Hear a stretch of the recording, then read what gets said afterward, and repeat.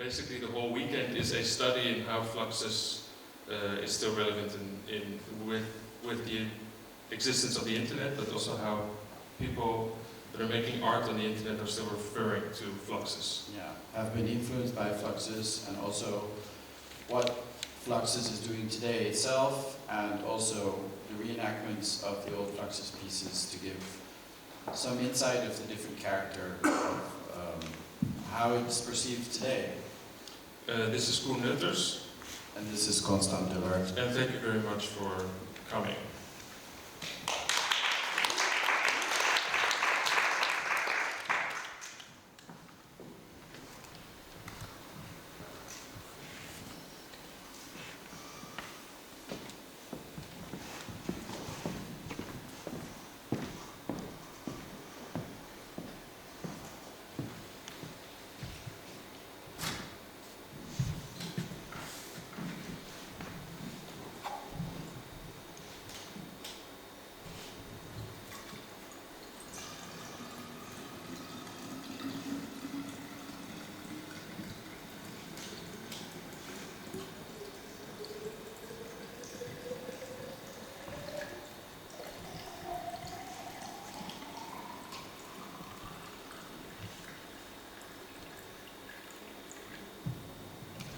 Fluxus events collapse poesis and praxis into a new historical paradigm that the term intermedia marks.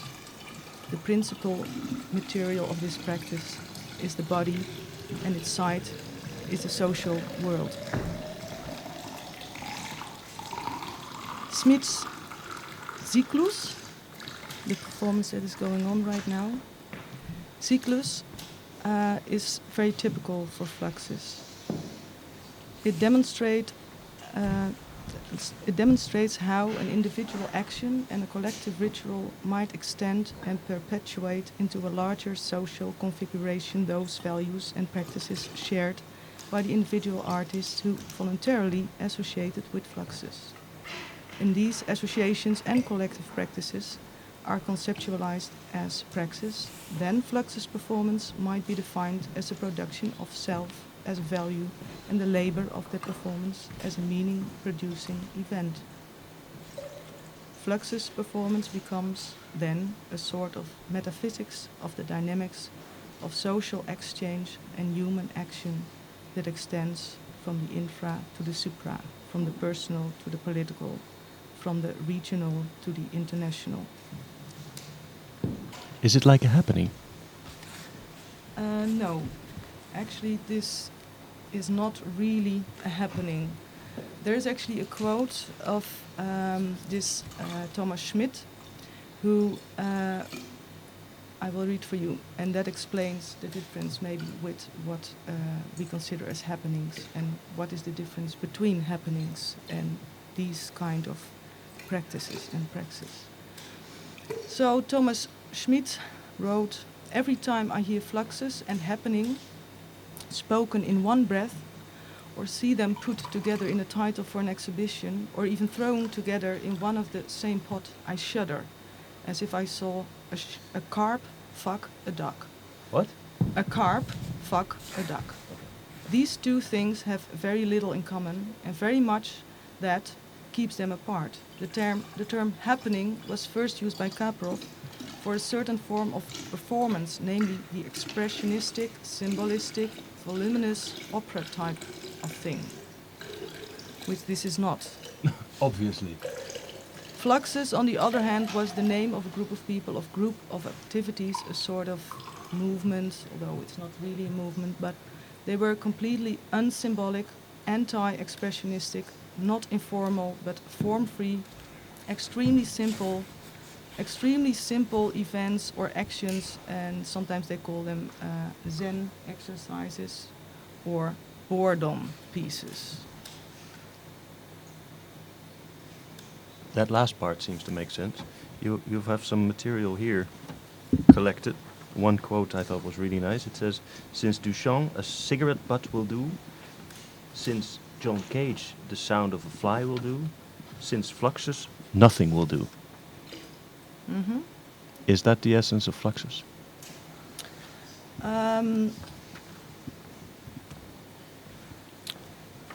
fluxus is what fluxus does, but nobody knows what it is or who done it. The thing is with all these so-called movements is that, like the Dadaist said earlier on, or the situationist answered the question, what is it? The answer is always, we don't know it either. But nothingness and everyday experiences is a very much a key concept, I think, of fluxus actions. When I Google it, the first thing I get is an address in Zaandam.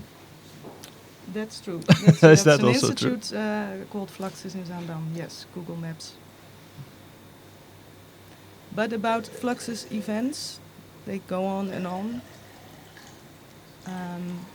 What they try to address is also the idea of a continuous experience. There's this quote by Bergson used also, in which they say, we do not experience the world moment by moment, but continuously in one flow as we hear music. So although this performance is not about music, but it tries to articulate in a silent way that things have duration, things are in a flow, are continuously going on, and there's a bunch of repetition involved. And what fluxus has to do with repetition is maybe, I don't know exactly, but when they use the term repetition also connected to Zen or nothingness, maybe they try to emphasize how much consciousness can be trained via repetition.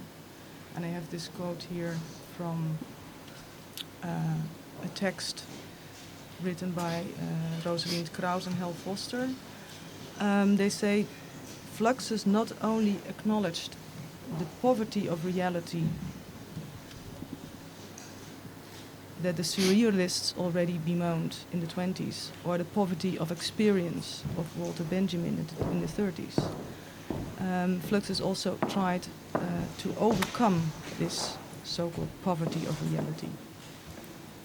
So Fluxus events, in their quasi-religious devotion to the everyday and in their emphasis on the repetitive and mechanistic forms of daily consumption and the instrumentalized simplicity, as we can see here, it's very simple. I mean, what is going on actually? But this instrumentalized simplicity within which subjectivity is constituted and contained and articulated, the individual subject's limited capacity to recognize the collectively prevailing conditions of experience.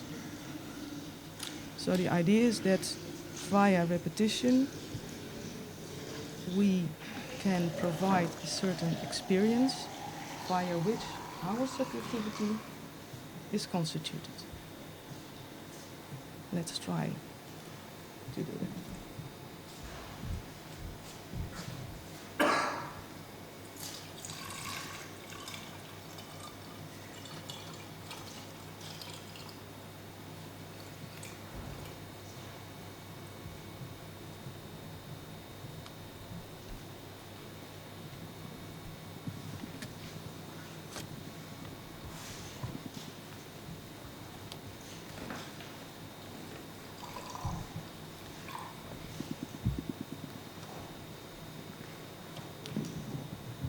There's a fragment of a letter that George McMahon, it seems that you have to pronounce it, that the middle of his name you have to pronounce like to chew. Some people say, how do you pronounce George Maciunas? But it's Maciunas. Mm-hmm. So George Maciunas wrote to Tomas Schmitt a letter in January 1964. And in this letter to Schmitt, he tried to explain something about copyright and authorship. I will come back to that when we talk about Duchamp maybe. But before we continue with the next piece, we have maybe we wait with the letter. We have to do. Maybe we can start by the beginning. It said Googleism in the title, no? Google says this for Fluxus, a name taken from a Latin word meaning flow or flux.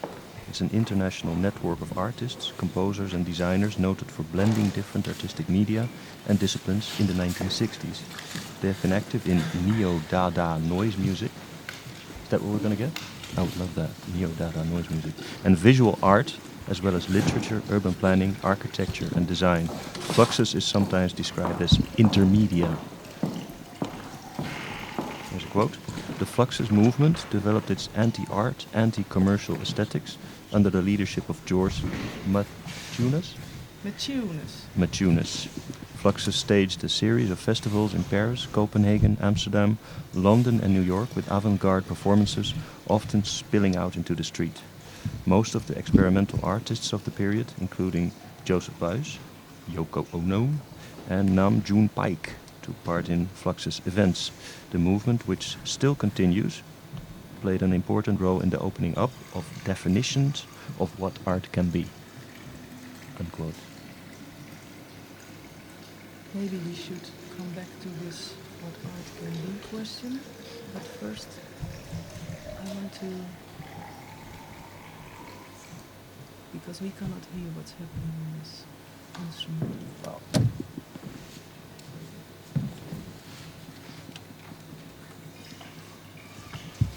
Mieko Shiomi.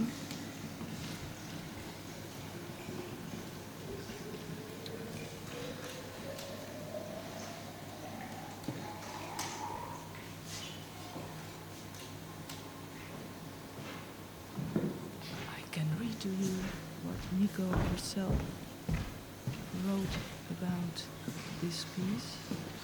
She wrote a certain score of instructions. And the instructions say, make the faintest possible sound to a boundary condition, whether the sound is given birth to as a sound or not.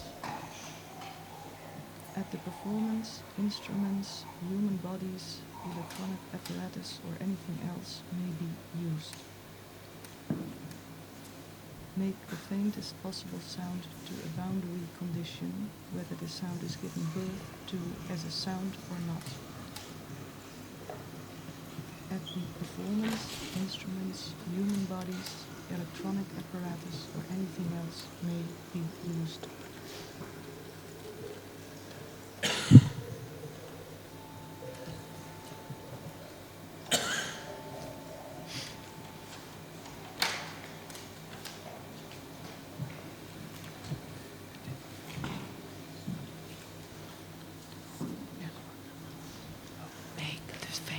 Possible sound to a boundary condition, whether the sound is given birth to as a sound. Why are you whispering? At the performance. Because I don't want to overdo it.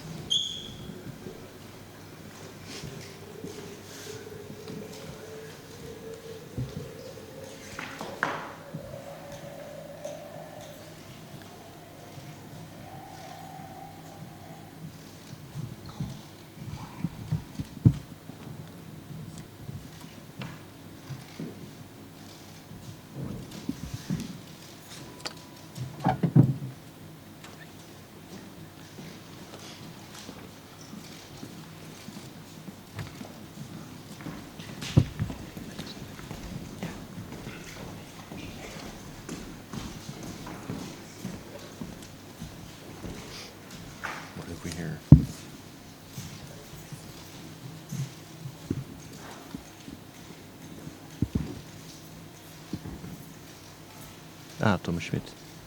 Tomas Schmitt called Fluxus a new thing in the art scene.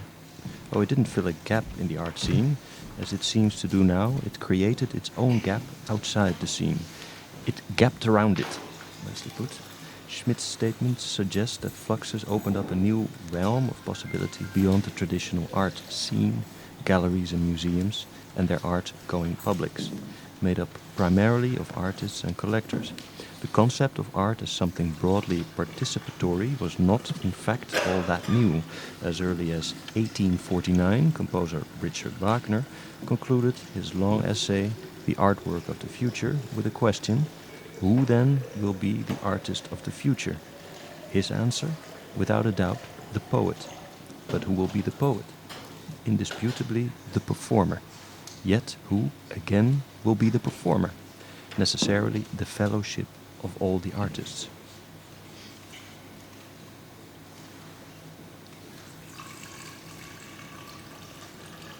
And then the question is, who are the artists? Because these performers have the right to reenact or to copy the original Fluxus pieces, and that's maybe in the spirit of Duchamp, who liberated the artist from authorship and copyright, or at least tried to do that. Wanted to get rid of this idea of originality or original event. I think Fluxus is about writing scores for events that can be executed anytime by anyone. Why do the names Duchamp and Cage keep coming back in this context?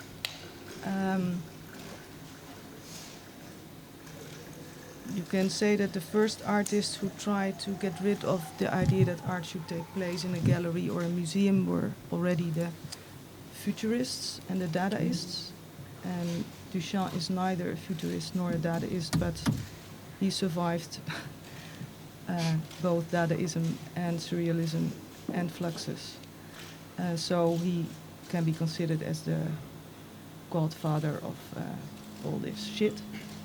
And Cage is the son, maybe, or the son of the godfather.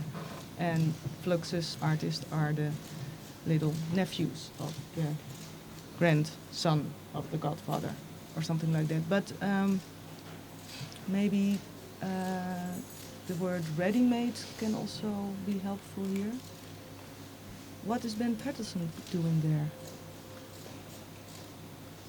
He's cutting. Newspapers, maybe. Anyway, I'm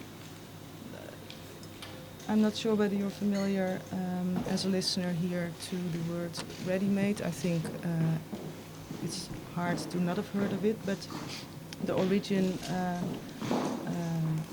of the word in the context of art is always connected to Duchamp, who wanted to introduce the ready-made as a way of saying, or how shall I literally quote it, the ready-made is defined as a commonplace, fabricated object which, with or without alteration, is isolated from its functional context and elevated to the status of art by the mere act of artist selection. So he used the ready-made as a way of saying, as an artist, you don't have to be original, you don't have to be that much creative with your hands or skilled in that matter or in this way, but to make proper choices and make choices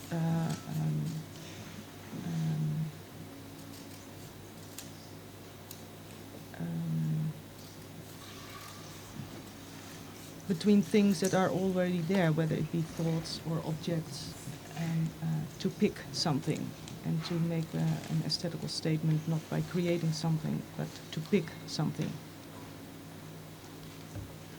So with the ready-made, Duchamp, for the first time in art history, put an explicit question mark behind the concept of the author or artist. So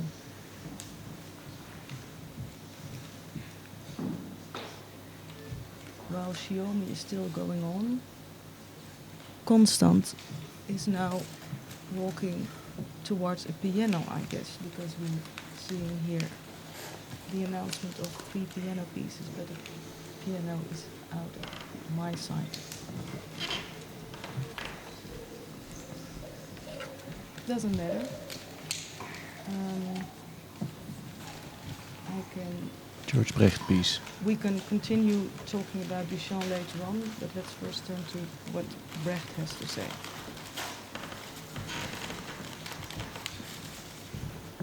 Brecht and his piano pieces. There's many piano pieces.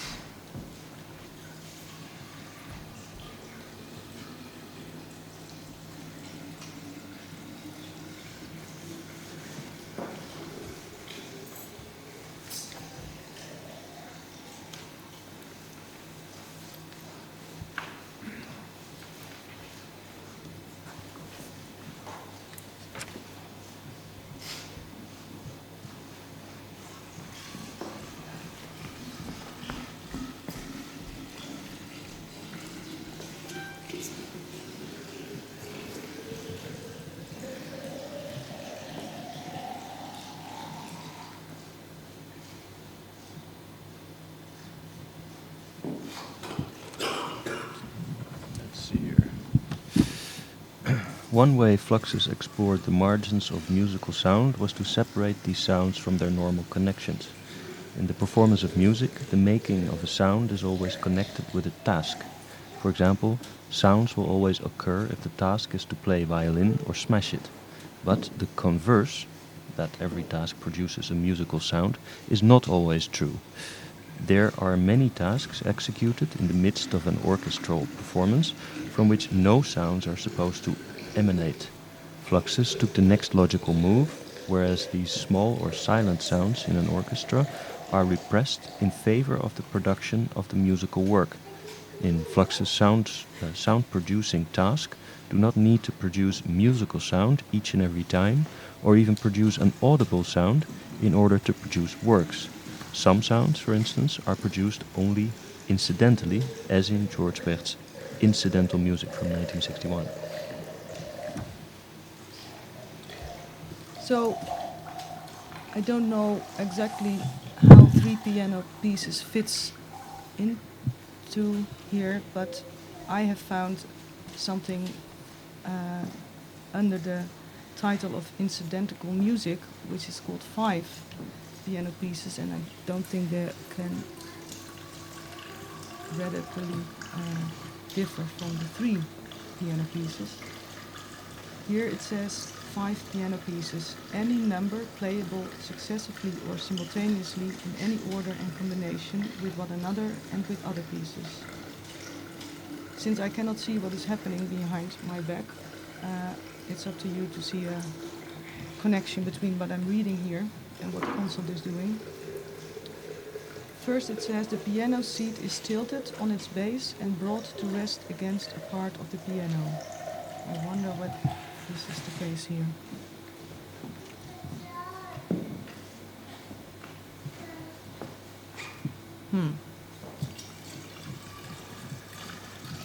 Five piano pieces is radically different from this one. Oh, I found the incidental music.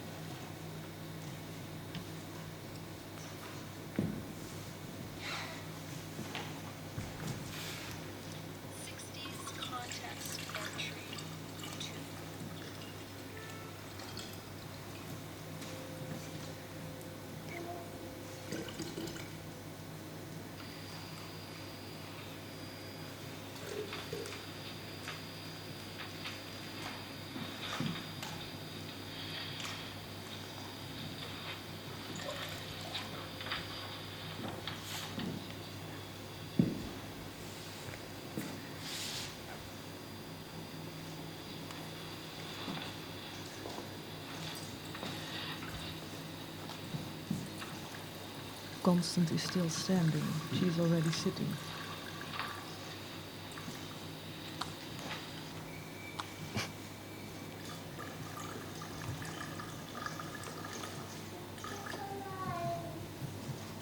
In case of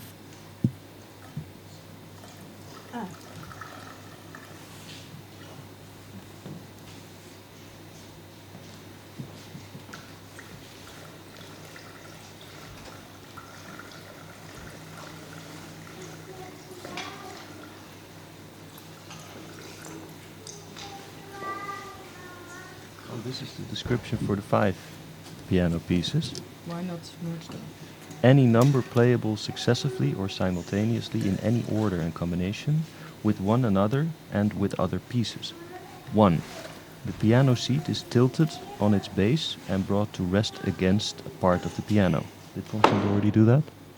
No, because this is 5 piano pieces and he's doing the 3 piano pieces, but never mind. 2. Wooden blocks. A single block is placed inside the piano. A block is placed upon this block, then a third upon the second, and so forth, singly until at least one block falls from the column. 3. Photographing the piano situation. 4. 3 dried peas or beans are dropped, one after another, onto the keyboard.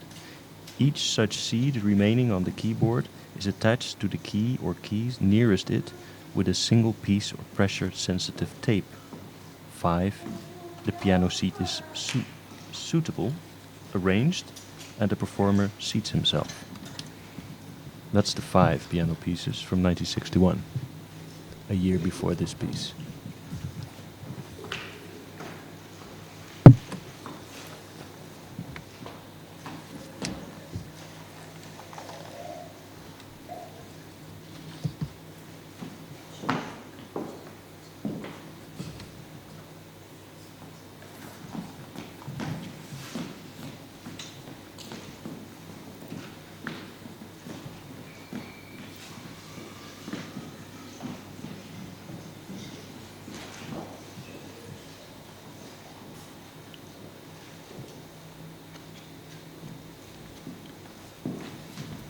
Brecht is also famous for his emphasis on the word or the concept of event. The event or the artwork as an event, or the fluxus work as an event. Time or the passing of time during which something is happening. As a kind of enlightenment is a word that he used in this context, or kind of meditation. So that's maybe the reason why so little is happening here. And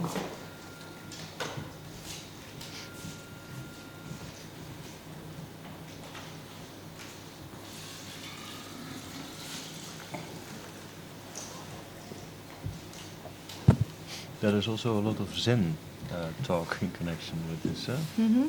Do I take that literal? I think it started with the lectures that John Cage gave in the late 50s, early 60s at the Social School of Research in New York and the Black Mountain College. And he was not really teaching the students, among which there were the founders of Fluxus, much about music, but more about Zen and Zen Buddhism as a way to look at art and to consider reality as a very rich source of starting material. So instead of talking to artists or people who wanted to learn how to use their creativity, instead of emphasizing the act of making things up or creating things by using expression or a particular kind of creativity, he emphasized the attention that one should pay to everyday things, in which things that are hardly happening deserved the most attention. And I think that is maybe the Zen-ish aspect of Wasn't it. that a bit like nihilist? I mean, like, did they concern themselves with anything real or political? Or No, I think if you compare it to Dada, you could say that during in the time that the Dadaists were provoking art, they did it in a kind of nihilist nihilist Yeah, either one of those. way, maybe also because of this political situation of war, maybe inspired by the horrors, saying that things that were happening, we shouldn't take them all too seriously. I think the difference between the early 20th century and what happens after the both wars in the late 50s and 60s is that Fluxus was not nihilistic nor politically engaged against something. The only motive they had was maybe to liberate art from a kind of religious, expressionist, symbolist approach into a more poetic, free and funny way. I can maybe read the to make it also a bit more funny now, is to read the statement. I must have here somewhere the statement that McMahon has written. And it sums up in a nutshell the strategies of Fluxus. So that there's quite some statements and manifests published, but this one I think will do for now, and I think you should read it. All right. And I can fill in the words if you can't read them. Okay. Fluxus Art Amusement is the title of this part. To establish artists' non-professional status in society. Oh my god, half of this text is blurred. Isn't it?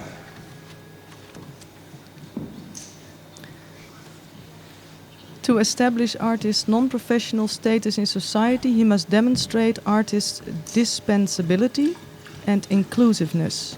He must demonstrate the self-sufficiency of the audience. He must demonstrate that anything can be art and that anybody can do it. Therefore, art amusement must be simple, amusing, and unpretentious. Concerned with insignificances, require no skills or countless rehearsals, have no commodity or institutional values. The value of art amusement must be lowered by making unlimited, mass-produced, obtainable by all and produced by all. This is, I think, also the link with today's open source, do-it-yourself internet stuff. Fluxus Art Amusement is the rear guard without any pretension, or urge to participate in the competition of what I cannot read here, with the avant-garde. It strives for the monostructures, the non-theatrical qualities of a simple natural event, a gag. It is the fusion of Spike Jones, vaudeville, gag, children's games, and Duchamp. Okay, back to Duchamp. What was there about Duchamp? I remember a question about Duchamp earlier on. Earlier on, I was asking you, why does Duchamp keep coming up in this respect? Okay. He was the grandfather or something? Yeah. Or was that something with the ready-mades? Yeah. He liberated art history from the idea of authorship, originality. He introduced the concept of reproduction, recycling, and questioned copyright. So Cage was deeply influenced by Duchamp, and the way Duchamp liberated art from the author and the artist, John Cage liberated music from the composer, or at least he broke with the idea, like Duchamp did, with the idea of the ego that has to express oneself. So there's very little expression going on in all these performances. And that again is the main difference with a lot of other happenings, as we talked about before, that happenings were very much about bodily and mental expression, where here the body functions as a tool but does not want to express any desires.